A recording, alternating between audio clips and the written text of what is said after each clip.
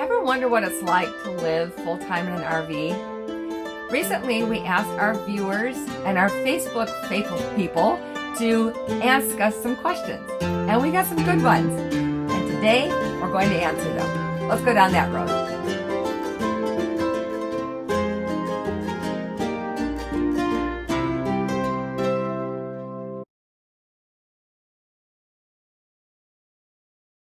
Hello, faithful people. I'm Orlene. I'm Gary. And this is our first Q&A. We have had people ask us lots of questions when we've been on the road, and whenever we visit people or just whatever, people will come up and ask us different questions. And we thought it would be kind of fun to share some of those questions with you. And the questions we got were not real surprising except for the last one. So make sure you stick around for that. We're going to start with, how do you get your mail? We get asked that one a lot. The person who presented that question was Claire. Thank you, Claire. And she presented a few others too, that we get a lot of questions from other people, the same thing. So we're going to talk about how we get our mail. When you're going to live full-time RV, you have to decide what your domicile state is going to be. For us, it was the easiest just to decide to stay with Wisconsin. Yeah. And Gary's mom's address is our legal address. That's where we keep a lot of things. That's where we store some of our stuff, is in one of her bedrooms upstairs, the things that we have left. And it just made it a lot more sense. It was easy to do, and she was willing to do it. We were already considered residents of Wisconsin, so we had our driver's licenses and our vehicle's license there. And then Mom's place is a pretty good location, near where our children live, our grandchildren. Three of our children and 5 of our grandchildren are not that far away from her. And my mom is in Minnesota, about 3 hours from his mom. It isn't so far away either. So we use her driveway a lot when we're there in the summer. It just made sense then to have that. Backing up, before we started on the road, we were already signing up for paperless bills and paperless mail. That we would get majority of the things that we get would come into our email boxes. We weren't getting the paper stuff as much, which really greatly reduces how much needs to be forwarded to us. The majority of the mail that we get are junk mail. Yeah. And she knows what to do with that now. We've talked about it. After the first year when she saved everything and we were going through some things, it was like, okay, we don't need to save these things. We don't need any more credit card offers or any of those kinds of things. Just let those go. One of the advantages that we have is that Gary has been serving church vacancies every winter. The first one was in Vacaville, California. The second one was in Fredericksburg, Texas. The next one was actually in Green Lake, Wisconsin, which was very close to where his mom lives, so that was not an issue at all for mail then. And then we were in Sparks, Nevada, and now we are in Tyler, Texas. This is the first time we've stayed in an RV park, and we could be getting our mail delivered right to the RV park, but we're using the church address instead because, first of all, it's extra money if you want to have it sent to the park here. We have to pay for a P.O. box, and we don't get that much mail anyway, so it really wouldn't make sense to be paying extra to do that. We're going to be getting a new credit card in April. If we are not still here in Tyler, we will have some kind of an address for her to send it to us, to forward it to us. All she has to do is cross off our address on the envelope, which is her address too, and then she writes in where to forward it to. As long as she doesn't open the envelope, she doesn't have to put new stamps on it or put it in a new envelope or anything. It's real. That post office told her to do that. It's been working great. That's been the way we've been doing it. Otherwise, we get everything online. Our phone bill is online. We don't have a gas or electric or property taxes or any of those things because we live full-time in an RV. And if we stay in an RV campground or park, that's where we get our electric, and that's all included in the price of the rent of that night or month or however long we're staying. One of the big advantages of living in an RV is you're not going to have as much mail. One more thing that sometimes we have her do is just take a picture of it and just text that to us or email it to us or whatever, and we can let her know if it's something that she should send to us or if she can just shred it. And that's worked out quite well too. She even did that with a few cards. I think it was around our anniversary or something. Some people sent our anniversary card to her address, and of course we were nowhere near there. And instead of having her send it to us out in Nevada or wherever we were, we just had her take a picture of it. We could read it that way. Now, if you don't have a family member who can do this for you, then there is something called Escapees. Escapees is the largest, oldest, and least expensive mail forwarding system in the nation.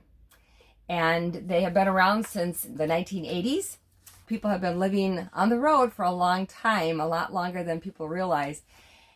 And what you do is you pay a fee. They have several different levels, and you pay a certain fee, and then sometimes they will open the mail for you. You have 3 different choices. Either they send you everything, or they take care of the junk mail and get rid of that for you, or whatever. It's a great program, and if you want more information about that, you can go to Escapees, ESCAPEES, escapees.com. And the only thing is you have to decide between 3 states which ones you want to have your domicile in.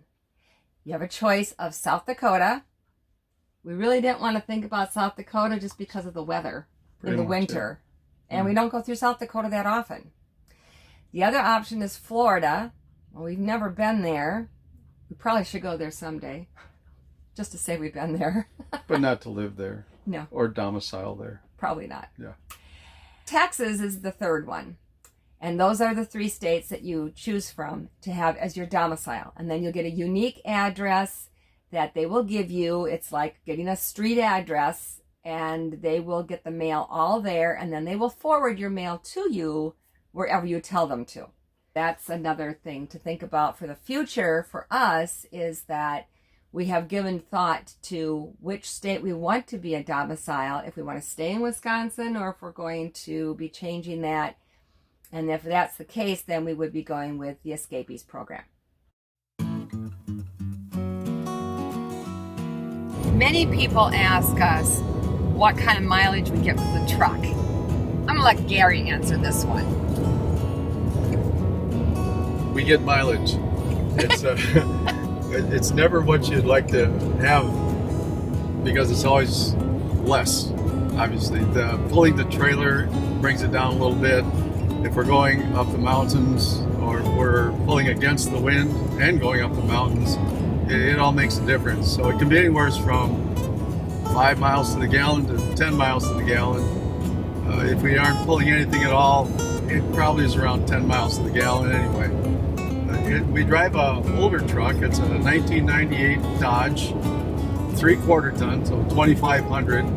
It has a 10-cylinder engine in it, so it's gonna take more gas just because of that.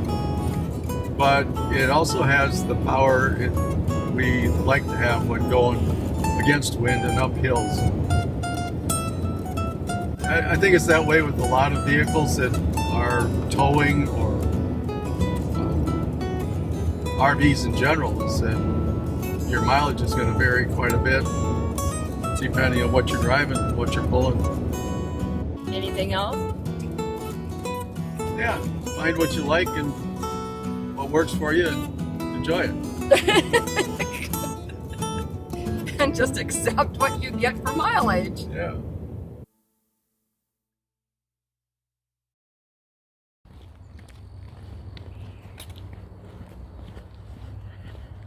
This question is from one of our faithful followers named Claire. and she wanted to know how we get our internet when we're on the road. And that has really changed a lot since COVID. First of all, we have an unlimited data plan on our phones. That's what we use when we're going down the road or whatever and needing directions or whatever. We can just use that. And because of that, I'm able to post things on our Roads of Faith Facebook page. I'm able to check emails and texting and all that kind of thing. Can do all of that without having to have internet. But when we're trying to upload videos, or we want to watch something on YouTube, or that someone sent us a video, or family videos or family pictures, or doing FaceTime with our kids or whatever, then we need stronger internet. If you're going to stay at an RV park like we are right now, and you're expecting that you're going to have fantastic internet, well, that is not always the case. A lot of people have Wi-Fi boosters. Several in our RV park where we are right now have I think they're called We Boost. Yes, they are. That we boost, and that's pricey and it's expensive for us. We just don't do that. We can't do that. We do have a Wi-Fi booster that we have, but we have to have electricity to use it because it plugs into an outlet. Our biggest thing was always getting our internet by going to libraries, public libraries and things like that. But that has kind of changed a lot since COVID. That has majorly changed. Even Starbucks, when we went to Starbucks, we could go there, but now it's tougher. You have to go, you can't go inside, yeah. A lot of them. When we are visiting family, a lot of times we use their Wi-Fi when we're with them. Friends have allowed us to go on their Wi-Fi when we've visited them. The churches that Gary serves, if they have a good internet, we're able to do that. And fortunately, the one here in Tyler has a good internet, and we're able to upload videos and everything that we need to for our YouTube channel. We've also been able to use the hotspot on our cell phone. Most of the time, it doesn't work very well because we don't have very strong signals with our provider in the areas that we travel. So it's an option on occasion. Yeah. And that's about it. I know there's others that promote different internet providers or internet boosters or whatever while they're traveling and everything, and we don't have it in our budget to do that, so we just work with what we have. This is the most interesting question that we've received, and it's made us think a little bit about it. And we thank you, Don, for asking the question. Do you get lonely? Not a chance. Oh. No. That's the short answer. No, we have each other. And if you're going to live full-time RV, you really have to have a good relationship with whoever you're traveling with. And fortunately, we have that. We don't get lonely. I think the reason that one really stumped us for a second was we've never had anybody ask us that before. Mm-hmm. We have met so many people since we have been living full-time. People at the churches, people at the RV parks, people at campgrounds that we stay at. When you're at a national park, you get into a conversation with somebody and you exchange business cards or whatever, and you keep in touch. It's just amazing. We've met people in casino parking lots when we've boondocked in a casino parking lot. There's just something about being on the road and stopping in different places that seems to make people more open and willing to talk to each other. It's entirely different. If you've only done road trips and stayed at hotels, it's in a completely different experience. When we go to an RV park, there's people there that are maybe helping you back in. They're maybe giving you guidance. They just right away they come over. They introduce themselves. I mean, it's an entirely different community of people. And the key thing is keeping in touch with all those people. We both keep in touch with all the people that we've met through the churches that Gary has served.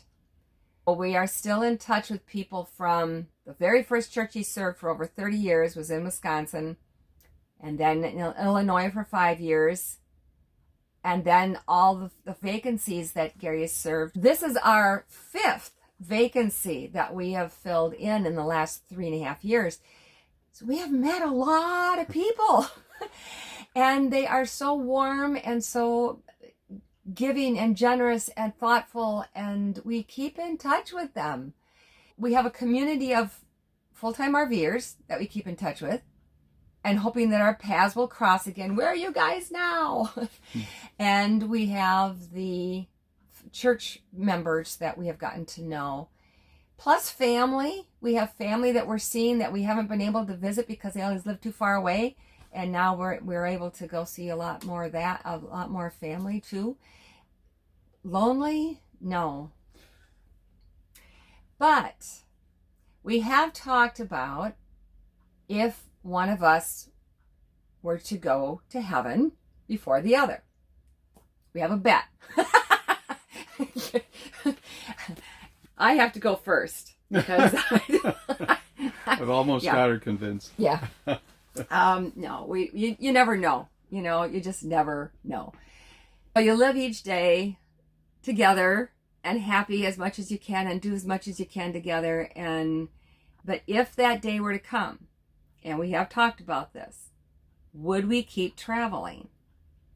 Would we continue to do a lifestyle like this? And it's not just end of life question. It could be some disability that strikes or something like that too that makes it difficult to keep on traveling the way we have been. Mm-hmm. We might have to downsize to something both of us could drive. Smaller. or just make an adjustment to accommodate whatever disability we may have to encounter. Yeah. Now, if you are a solo person and you're thinking about going full time, there are different RV groups that get together for reunions, and then they keep in touch with each other. Sometimes they have groups of people that travel together in caravans. You'll see that a lot with solo women who are full-time RV. You'll see them always staying with a group of people, and that's a wise, safe thing to do. There are RV clubs like that you can check out on the internet that are designed or organized for specific groups. Like homeschooling families, young families that are traveling full time and they're homeschooling their children. They have homeschooling groups that they can get together with in full-time RV community. We have a Jayco brand RV, and we have not looked into that yet, but they do have reunions and gatherings of different brands. I know Airstream does it, and I think there's a lot of other ones that get together and do that too. Yeah, for the A class or the C class, and different kinds. Mm-hmm. So check them out online, and it gives you an automatic community that you can just plug into, people you get familiar with that you can travel with or meet up with somewhere if you're concerned about safety and numbers and such. Yeah. I hope that answers your question on if we get lonely or not. No. There are times when we actually have gone someplace to get away from people for a day or two, but it doesn't usually last because we end up going someplace like a park or something, and we're out for a walk and somebody comes along with a dog or whatever, and you get to talking and petting the dog, and it's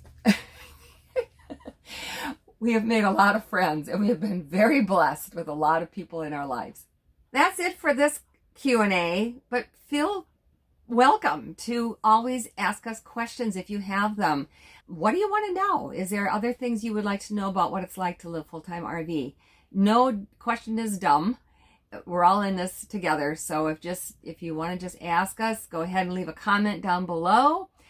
The way to do that is you will see where it says comments. And if somebody already has a comment there, click on that. Their comment will be moved and you will be able to type in your question. So I hope you take advantage of that, and please do that for us. And then another thing is on our Facebook page, Roads of Faith. You can also ask us questions there anytime. It's a public Facebook page. We welcome your questions anytime.